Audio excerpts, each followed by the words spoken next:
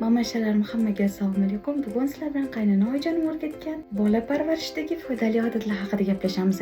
O'g'lim tug'ilgandan to hozirgi kungacha nima dorilar ichgan bo'lsa, hammasini bitta daftarchaga sanasi bilan kirgizib boraman. Buni nimasi foyda ekan deydigan bo'lsanglar, adashasizlar.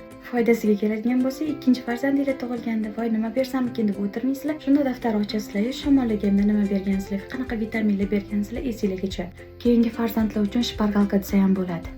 Keyingi foydali odat bo'lsa, bu yana yozish, aynan nimani. Mana o'g'limni allergiyaga moyilligi juda ham kuchli. Shuning uchun organizmga nojo'ya ta'sir ko'rsatgan, narsa toshirgan yoki allergiya bergan hamma dorilarni yozib qo'yganman.